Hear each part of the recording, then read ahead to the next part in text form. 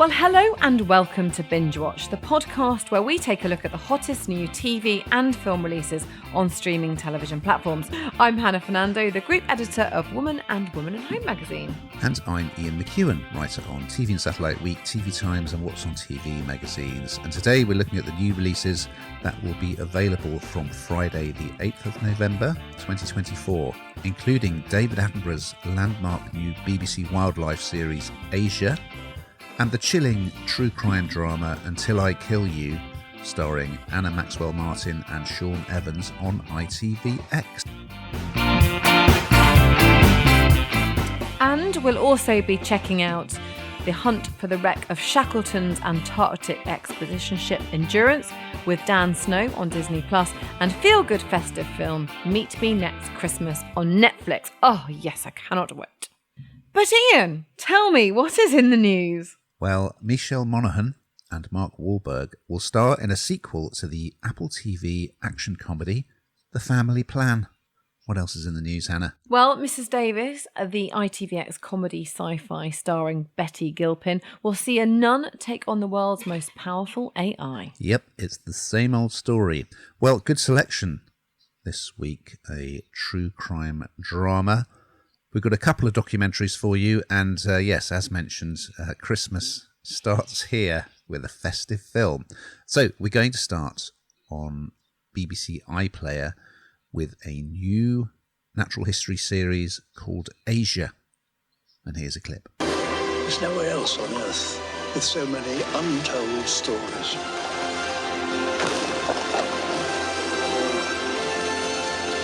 Welcome to Asia. So you might have seen episode 1 of this on Sunday the 3rd of November, but it also dropped as a box set on iPlayer, so you can whiz through the whole lot.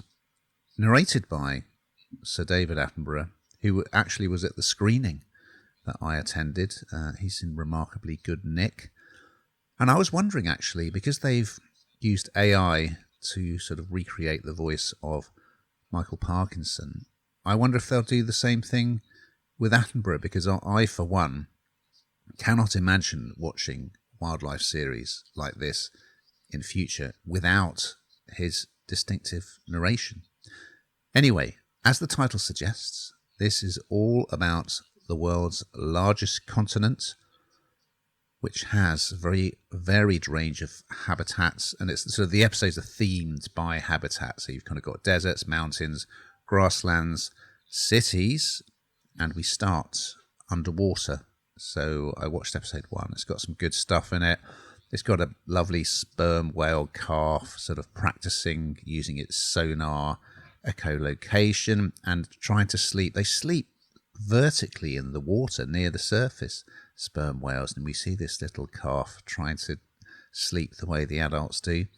There's also quite an amusing sequence with a mud skipper. Yes, of course, you're going to get some sharks. There's something called a sea bunny, which is quite an interesting looking creature. So I guess the thing with these wildlife shows is sometimes you think, well, is there new stuff for them to film? Because you do occasionally see quite similar sequences.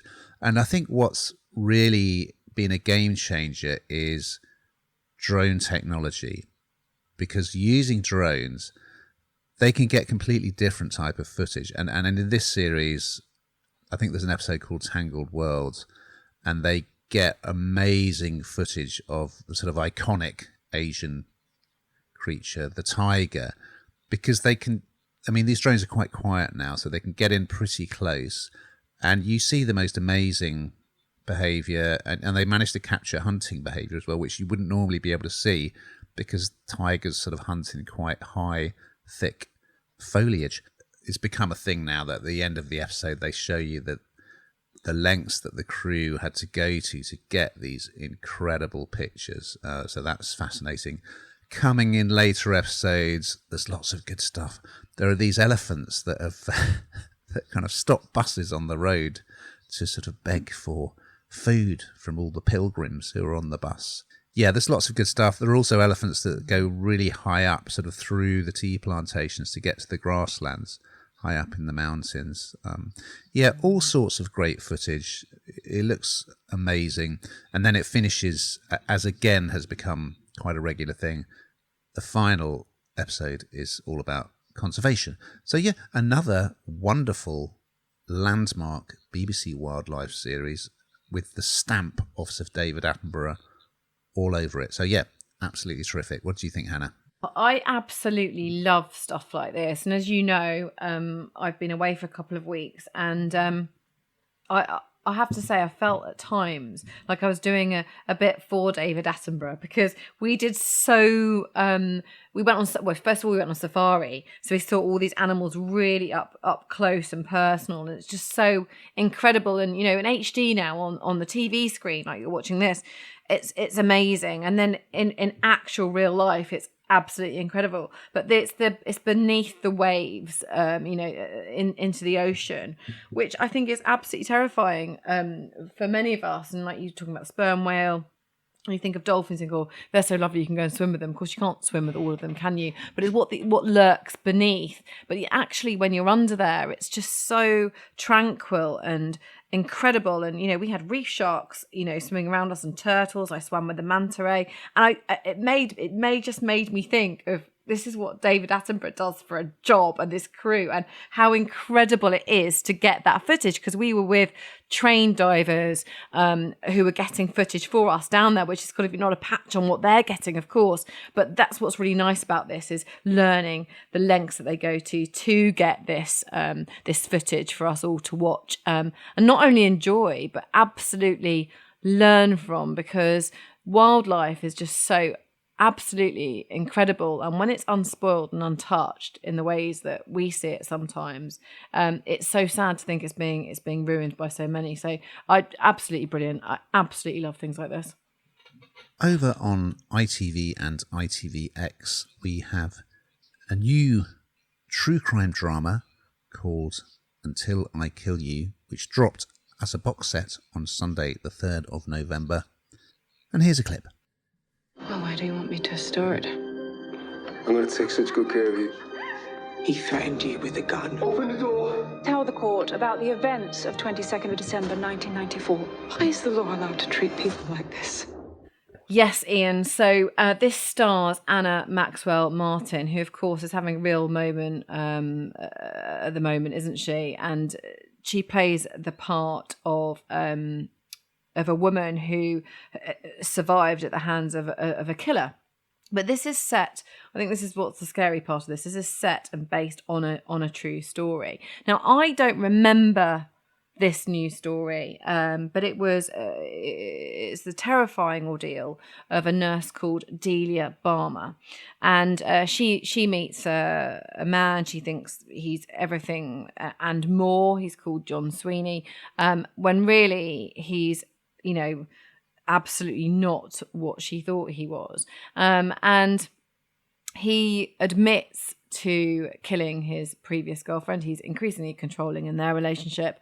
And he admits to her that he has dumped her body in this canal in Amsterdam. Now, Delia, who is played by Anna, she is really quite a strong woman, and I think this is where this does feel quite different, in as much as it's not unusual for us to see, not just documentaries, but sort of, dramatizations, I should say, of controlling men, over women and them being hurt, sadly. But this is sort of different because it's from her perspective, and she's quite a gritty, strong woman, and she stands up to him. She goes to the police, but the judicial system is just not strong enough. It's not good enough, and it doesn't protect her. And he attacks her on her doorstep with an axe, and she survives it.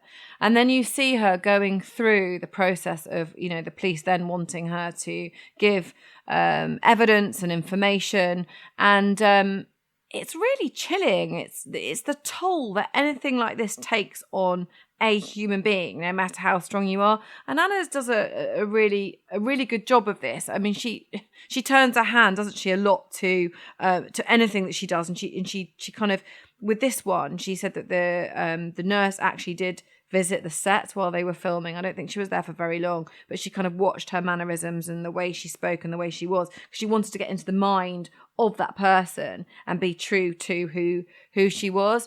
And she says that Delia is unlike anyone that she's ever played before. It is chilling. It's really good. I really enjoyed it, and I think that Anna was absolutely the right person to play this part. I did enjoy it, albeit you never want to think of something like this as a true story. What do you think, Ian? I think we're gonna, when we look back at the end of the year on what's been on TV, this will be one of the outstanding dramas. It's so good. I've watched the first 2 episodes, which were on ITV1 this week, and I mean, Maxwell Martin, she's incredibly versatile. You know, from Line of Duty, she was brilliant in that, to doing comedy in Motherland, and she's excellent in this. And as you say, Delia she's quite a very unusual character. She's quite eccentric in many ways, and she's incredibly plain speaking, which does create some kind of humorous moments in the first episode. Just the way she interacts with people is just rather surprising. Yeah, Sean Evans, who people may know from Endeavour, the Morse prequel, he's really good as Sweeney because he has to make him charismatic enough for Delia to fall for him, and he does that very effectively. And there's a really excruciating few scenes where they go up to visit his family in Skelmersdale and they have a Christmas meal, and it's just it's toe curling. But yeah, the whole thing is incredibly well done.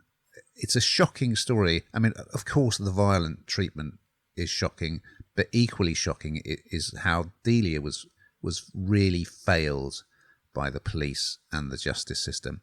And there's also a companion documentary, Until I Kill You, The Real Story, which will be shown, which was shown, I should say, on Thursday, the 7th of November on ITV, but will be available on ITVX. And in that, you'll hear not just Delia's story, but also you'll hear about Sweeney's other known victims. Over on Disney Plus, arriving on Saturday, the 2nd of November, we have a new feature-length documentary called Endurance. And here's a clip. In 1914, Shackleton was convinced the greatest Antarctic journey was yet to be done, crossing the Antarctic continent from one side to the other. So he dragged his men on a doomed quest. We tried once before in 2019 to search for the Endurance. It felt like my whole life had been converging upon that moment, and then it all went wrong. Well, Endurance was the name of Ernest Shackleton's ship, and Shackleton famously attempted to cross Antarctica, but the expedition went seriously wrong. His ship was crushed by the pack ice and sank, but miraculously he managed to save his entire crew, but they just went through the most horrific ordeal before finally being rescued. And that whole story, which is an amazing story, people may be familiar with it, but it's retold by Dan Snow, who is also on board a modern-day expedition to look for the wreck. And what makes the retelling all the more vivid is that they've used AI, we've got the old AI again, to sort of bring to life the diaries of the crew members. And you've also got the amazing film footage that was actually shot on the original expedition. They took a filmmaker with them, and it just looks incredible. Then you're also going to get the story of the search for the wreck, which equally has its ups and downs. There was a previous attempt, but the submersible that goes down to look for the wreck, that was lost. So they've got a new one now. There's sort of like a false dawn when they think they've discovered it, and no, it's not. It's just a debris field. And then, I mean, it's not really a spoiler because it's been in all the newspapers that they did finally, just they were running out of time, they found the wreck, and the images of it are quite astonishing because it's very, very well preserved, partly because of the very cold water. And you can see like on the deck, you can see these personal effects, like you see someone's boot, you can see a flare gun. It's astonishing. And so both the modern day story of the search for the wreck and the retelling of Shackleton's incredible journey are intertwined really effectively, and it's a very, very good watch. And it did actually get a cinema release as well. So yeah, this is for history buffs.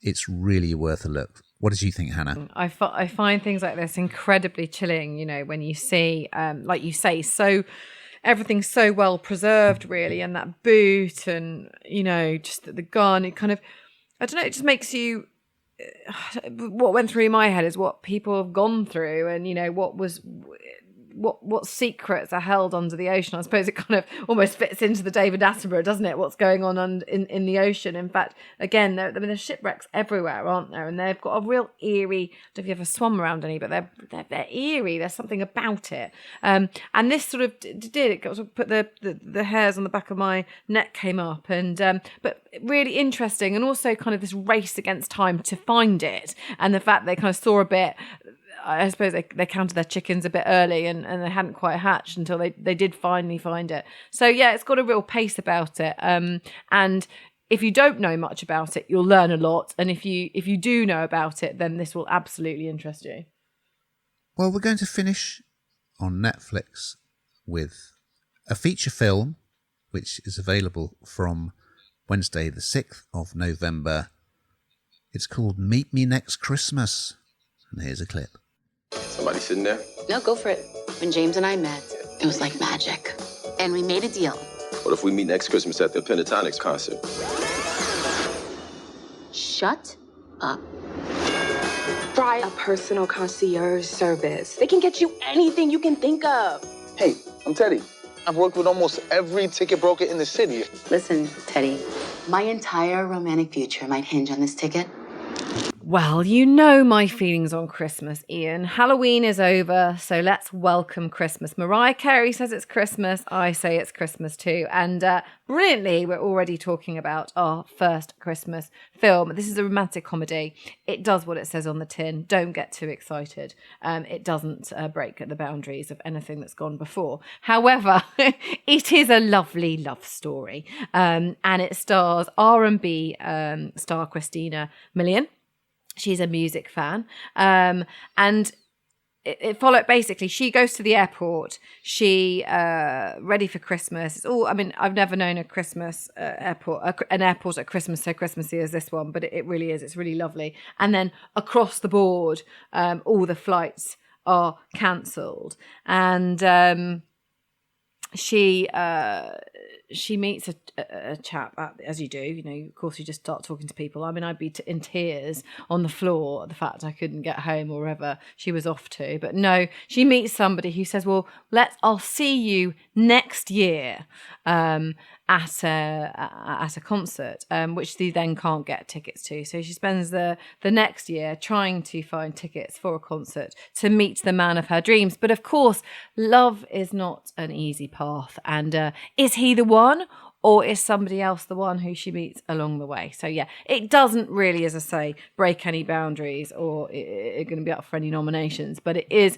a lovely tale of love. It is very sweet, and it is very, very festive. So get your Terry's chocolate orange ready, a glass of wine, happy days.